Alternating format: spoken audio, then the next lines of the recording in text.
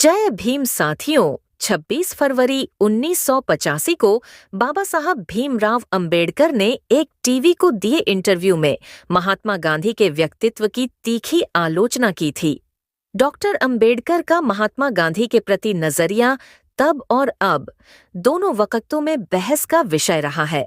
69 साल पहले की गई उनकी आलोचनाओं में उन्होंने अपनी राय, ऐतिहासिक दावों और विश्लेषण को शामिल किया था। 6 दशक बाद कड़वाहट और खारिज करने के दृष्टिकोण भरे उस इंटरव्यू को दोबारा पढ़ना जरूरी है।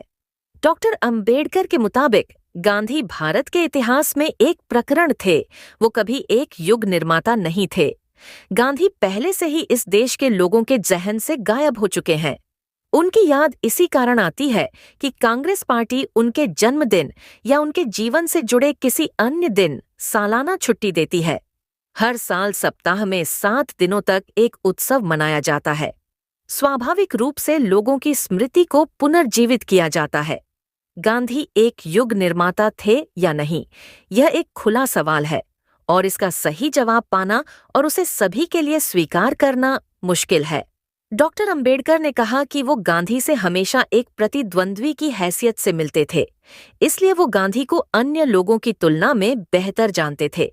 डॉक्टर अंबेडकर ने इंटरव्यू में कहा था, आमतौर पर भक्तों के रूप में उनके पास जाने पर कुछ नहीं दिखता, सिवाय बाहरी आवरण के, जो उन्होंने महात्मा के रूप में ओढ़ रखा था। लेकिन मैंने उन्हें एक इंसान की हैसियत से देखा, उनके अंदर के नंगे आदमी को देखा।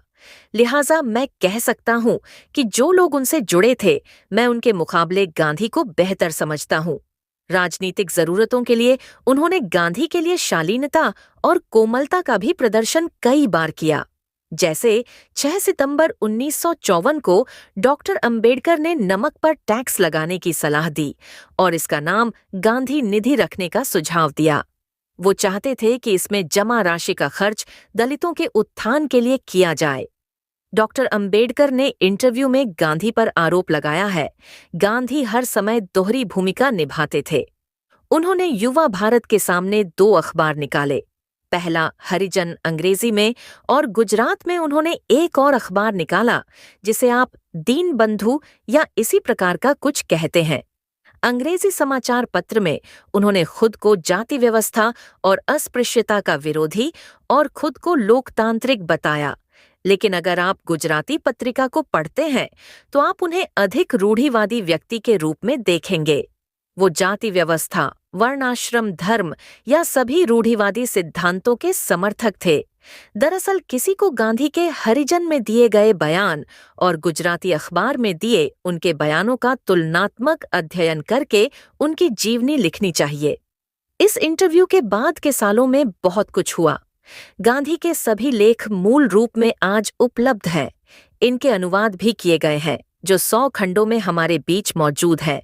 कोई भी आसानी से उनके गुजराती और अंग्रेजी के लेखों की तुलना कर सकता है और अपनी गलतफहमी को दूर कर सकता है।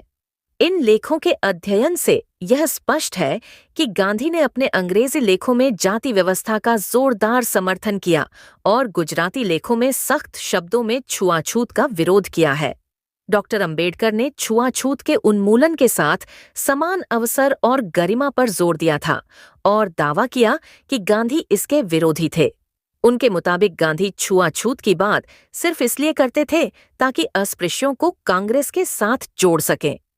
वो चाहते थे कि अस्पृश्य स्वराज की उनकी अवधारणा का विरोध न करें। गांधी एक कट्टरपंथी सुधारक नहीं थे और उन्होंने ज्योतिराव फूले या फिर डॉक्टर अंबेडकर के तरीके से जाति व्यवस्था को खत्म करने का प्रयास नहीं किया, लेकिन वे वर्ण व्यवस्था का समर्थन करते थे। फिर भी कांग्रेस या राष्ट्रीय राजनीति में उतरने से पहले गांधी ने 1915 में अपने आश्रम में एक दलित परिवार को रहने दिया। उनके इस फैसले का काफी विरोध हुआ और आश्रम बंद होने की संभावना बढ़ने लगी थी, लेकिन वो अपने फैसले से पलटे नहीं। डॉक्टर आम्बेडकर ने सही कहा था कि अंग्रेजों ने भारत को आजादी देने पर सहमति गांधी के आंदोलनों की वजह से नहीं, बल्कि अन्य दूसरे कारणों से दी थी।